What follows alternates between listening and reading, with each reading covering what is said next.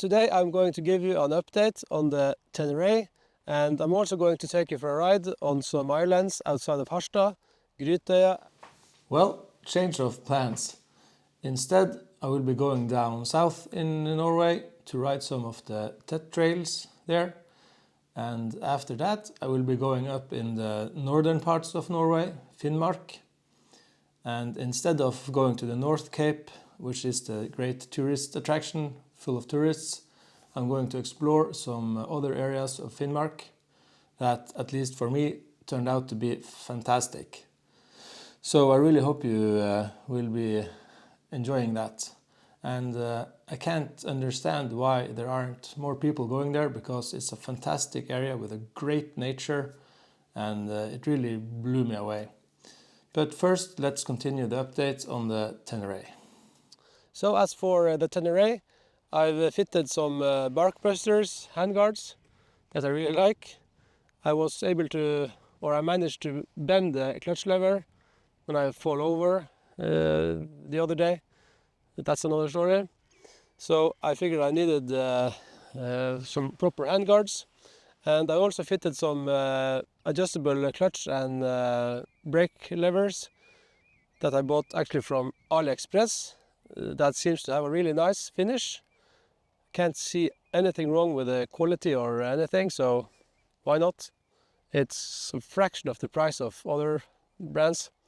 I also bought some soft bag supports from AliExpress also, that also have a really nice fit and finish, so I can't see anything wrong with that. Normally I'm that kind of guy who relies to known brands and everything, but I think it's time for a change when it comes to that, so why waste money if you don't have to? I also bought some engine crash bars that I bought used from SV Motec.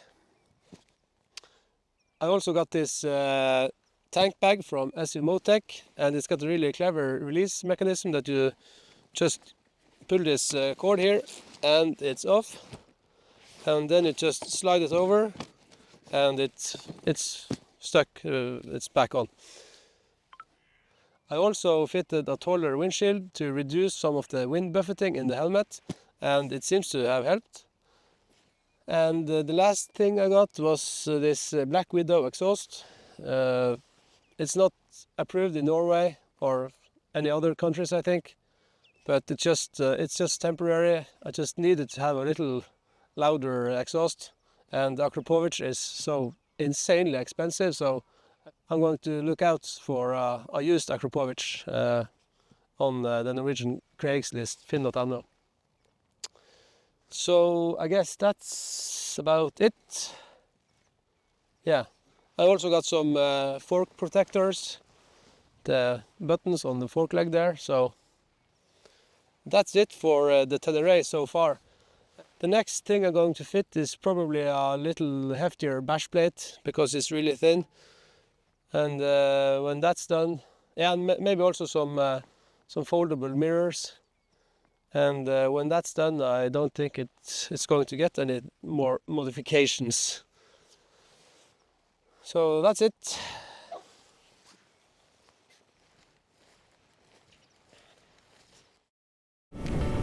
So, welcome back on the T7. I'm on my way to Kjøpsvik now to take the ferry from Kjøpsvik to Drag. Normally I would take the ferry from Lødingen to Bognes, which is the most common ferry when going this direction, but I like to differ sometimes, and the ride out here to Kjøpsvik is a little more exciting, I think.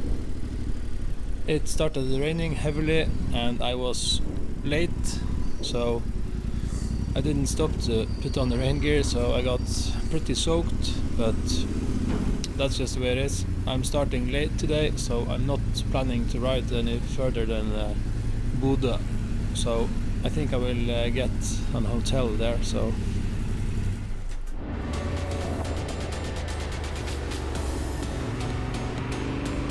a little better conditions today compared to when I picked up the Tenere in Bodø, so that's great. I just got an hotel room at Scenic, I think it was, so that will be nice.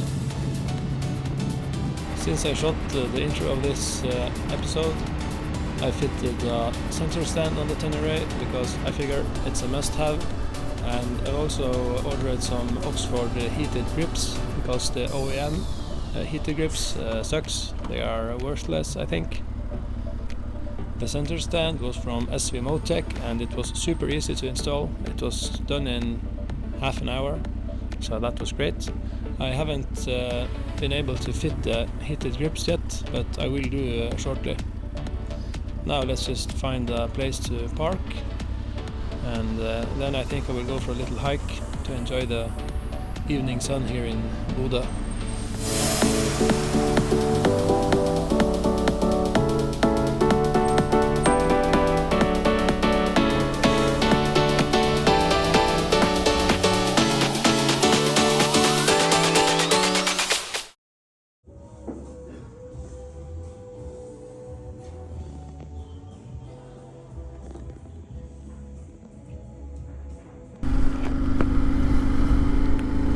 So we are once again leaving Bodø in the rain.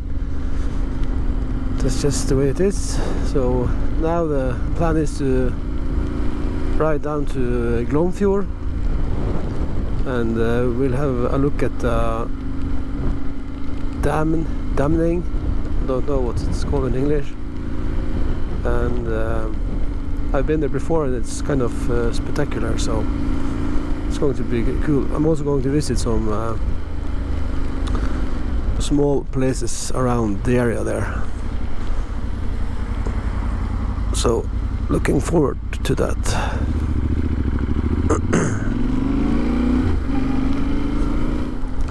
It's not supposed to rain that much, and I have my rain suit on, so we'll be just fine.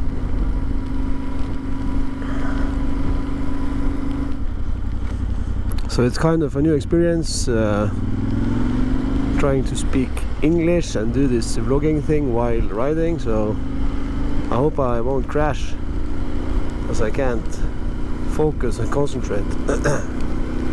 We'll be fine, I guess.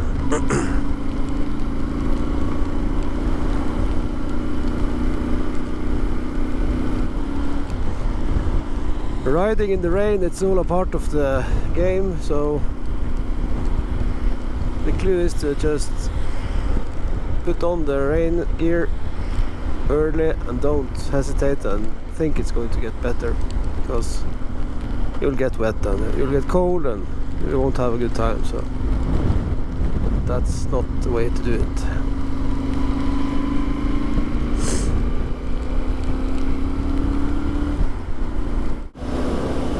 So now we are at Saltstraumen. It's the greatest malstrøm in Norway.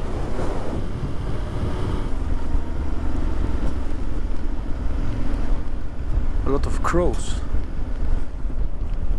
I guess we're not at the suitable time of the day, because if the tide ain't flowing there will be less current. So some currents. Yeah.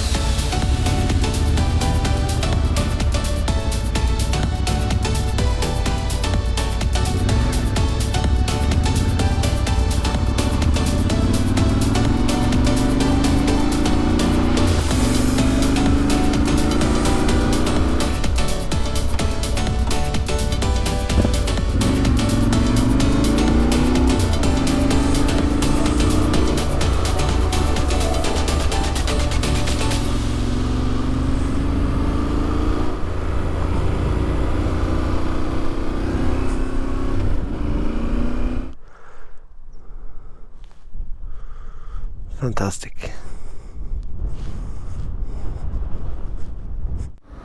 So I'm just riding through Glomfjord now, and we're about to go up to the hydro power plant dam up in the mountains. So I hope the weather will be okay, because it's been kind of unstable the last couple of hours. So we'll just have to see.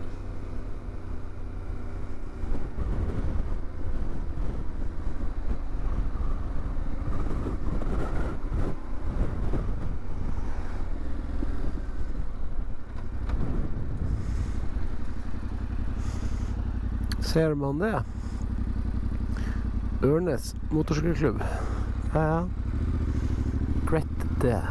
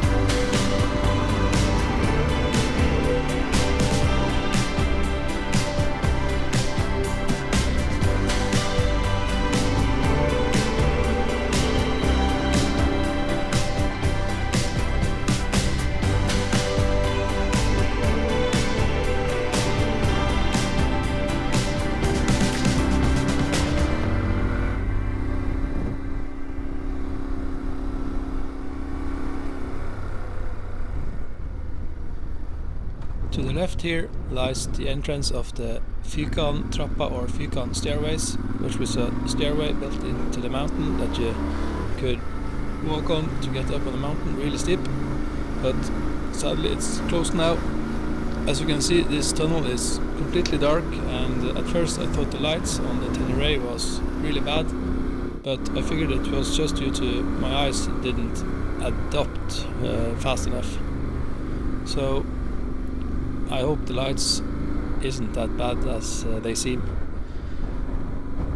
They started building this hydro power plant in 1912, and it was put in production in 1920. Originally there were 6 generators producing 120 megawatts, but these days it's only 1 generator left, because most of the water from the dam is led to another hydropower plant named Svartisen.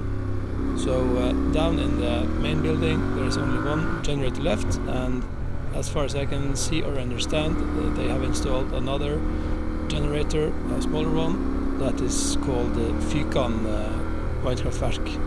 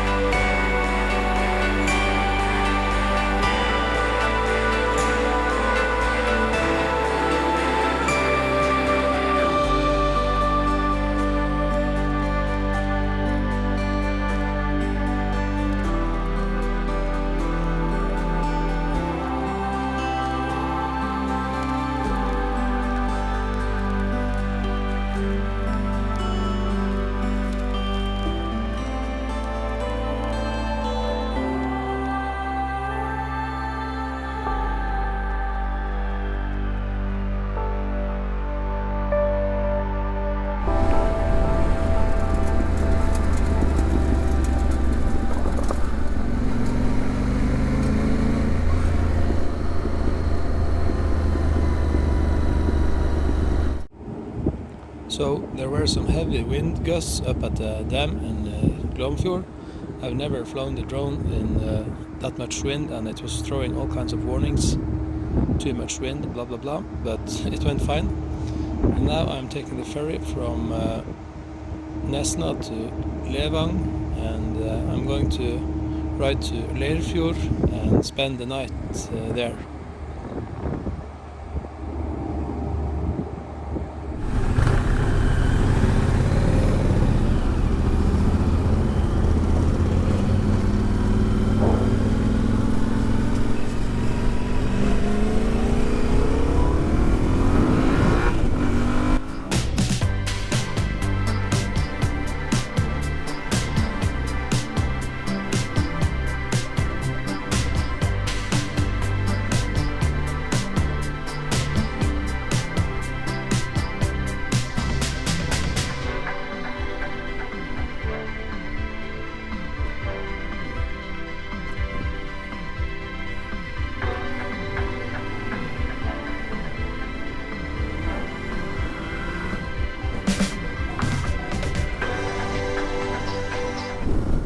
So today it's Airbnb, and I'm going to spend the night in a little cabin down by the sea. So I hope it will be nice. It has been raining heavily the last couple of hours, so no point in filming that. My boots and my gloves are totally soaked, so I hope I will be able to dry them during the night. That's the plan, at least.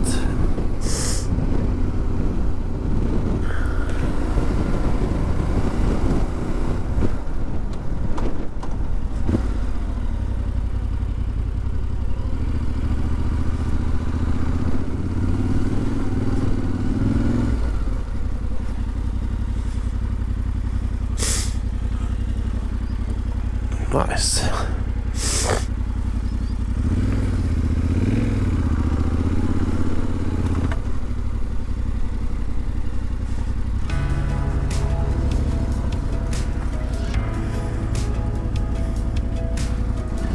Oh, let's find a rock here.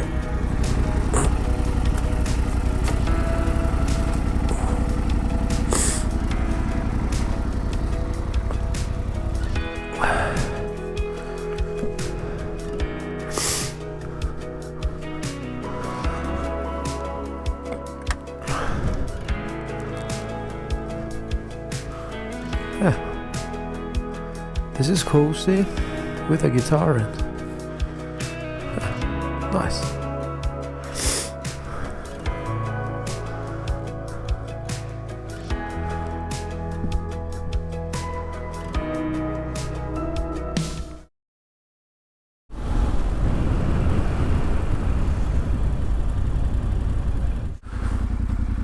So I'm up early today. Clock is around 7:30 in the morning.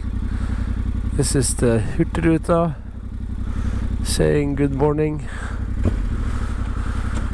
Plan is to head down south in the country today to hit the TET trails, and today will be a transport etappe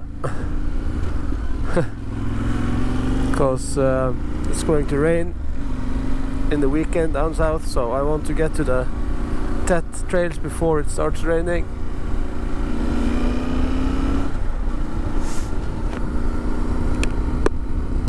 That's the plan.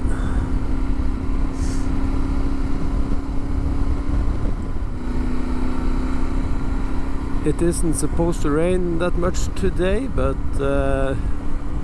when I look in the horizon, who knows? But I was able to dry up my my shoes and gloves. I put them on a rack in the bathroom and turn the oven on max, so they're pretty much all dry, so that's nice. So we are taking a little detour from the E6 because the E6 was closed, so I've never ridden this road before. It's the 763, and as you can see, the weather has improved a lot, and it actually started raining earlier this morning, even though it wasn't supposed to. But I've only had my raincoat on, so it wasn't that bad. So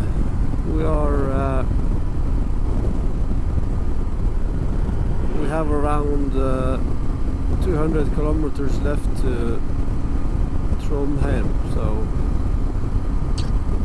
yeah.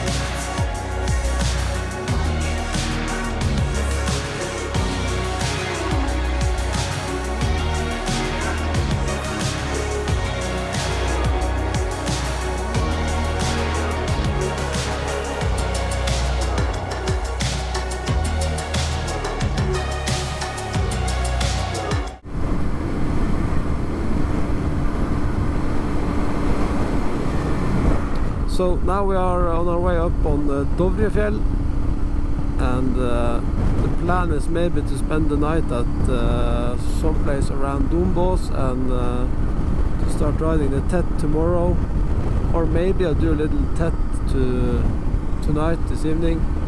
We'll see. So I'm really looking forward to check those routes out.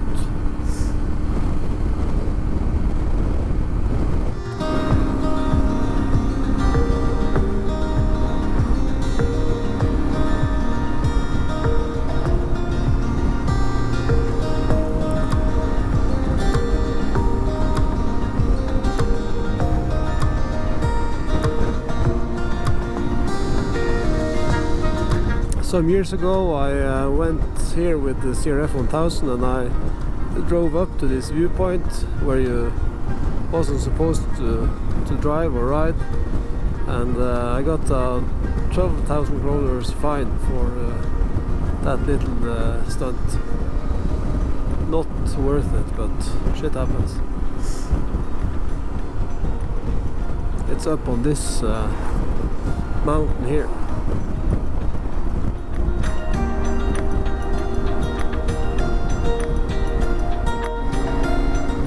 So now I'm headed over a mountain from Dombås down to Vågåmo. So I hope the road is open, because I ordered a cabin on Airbnb in Glomfjord, I think it was, close to Vågåmo. So I hope I won't have to go back and ride all the way around. I think it's going to be awesome. I hope so.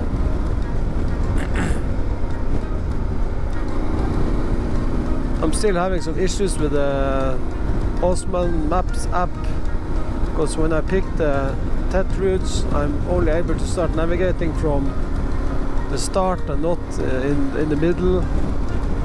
So I will have to figure that out. I guess there's probably a way to do that, so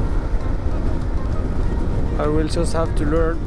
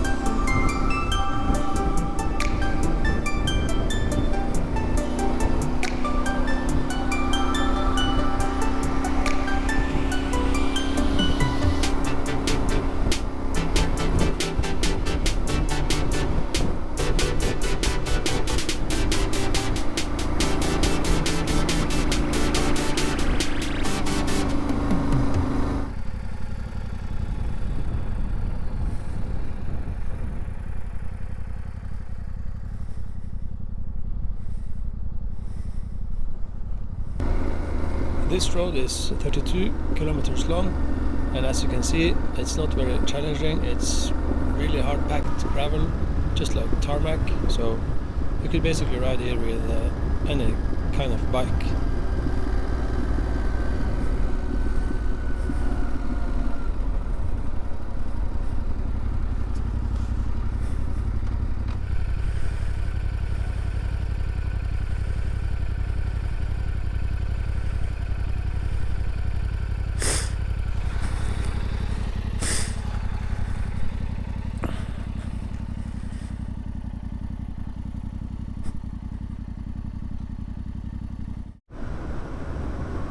I'm now going down to Vågåmo, and to me this place is most known for its famous TV chef Arne Brimi, and I'm going to try to find something to eat for supper, and then I will try to locate a cabin in Lom, which is a few kilometers further in here. And it's really nice here in Vågåmo and Lom, with the green colored lakes and mountains surrounding them, so really recommend visiting this place.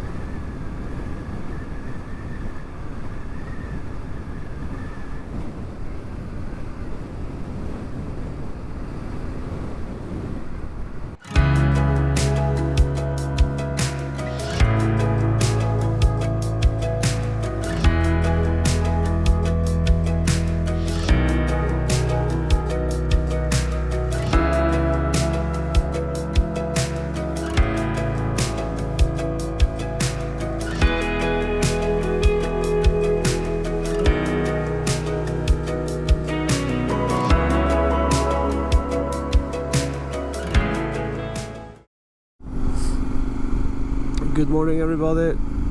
The clock is now close to 9 in the morning, and I decided to start a little later today because it was supposed to rain this morning, and it's going to quit around 10 o'clock, so but it's not raining, so but anyway, I'm headed for a different TET route.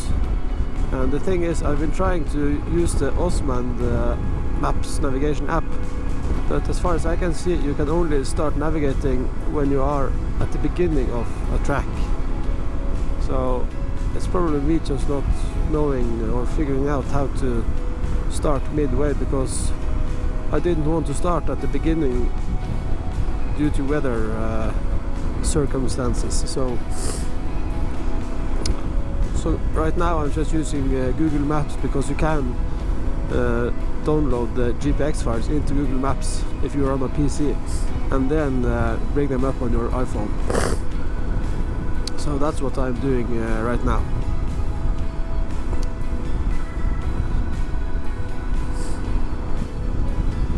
I'm a little unsure about this lavalier mic situations, because I don't know if the sound is decent all the time.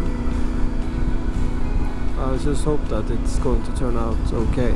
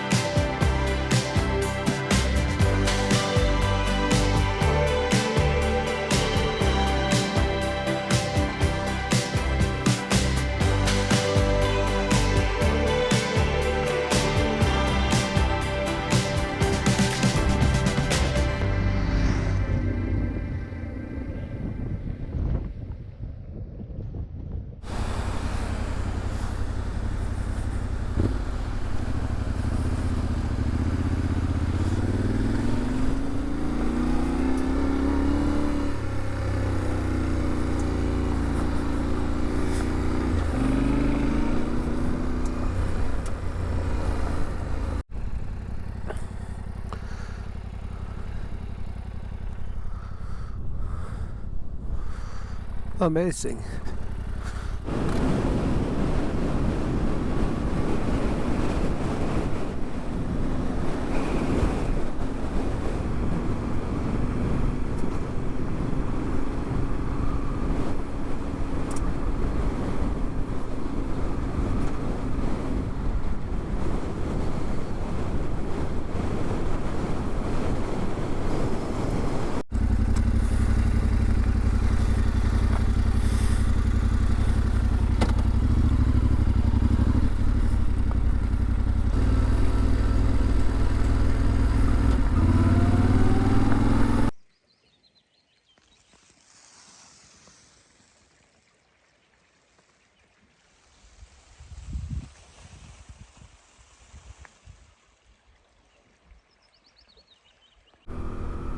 So I just got down to Skåbu and I got the tip that I was now close to Hell, or Helvete.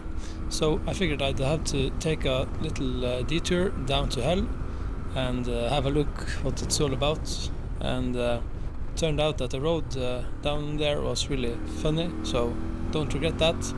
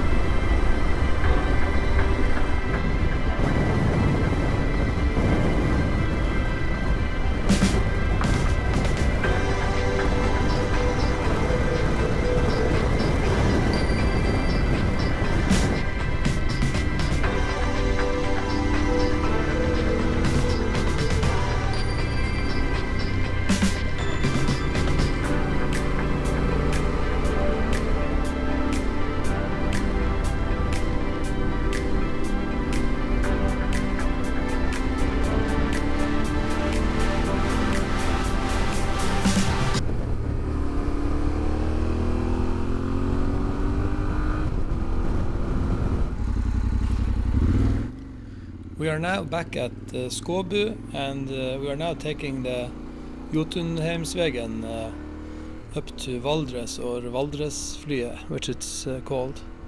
And this road is around 45 kilometers long, and I can remember when I rode over the Valdresflye some years ago with the CRF, I saw this road and I always wondered where did that road come from, so now I'm riding it, so that's cool.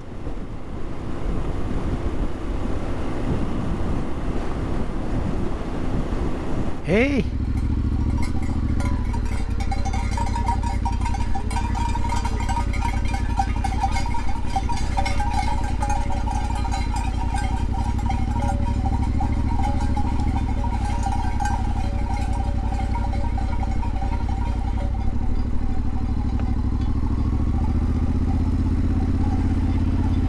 Det var litt av det også, det der.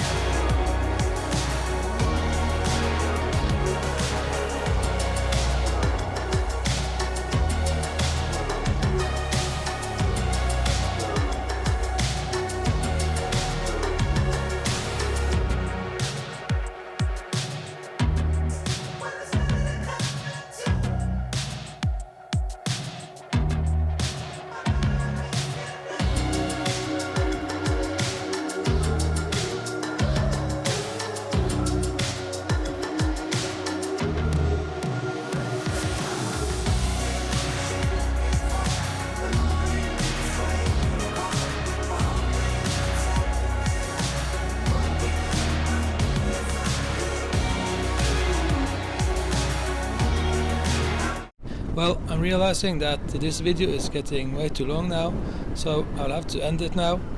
Next time I will be continuing the TET and also going to Finnmark, and show you what that's all about.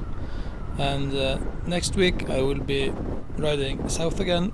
It's now the 17th of August, and I will be heading down to the Alps in Europe. So that's going to be fantastic, and I plan to also make some videos of that. But I struggle to get the videos edited, so I have a huge delay there.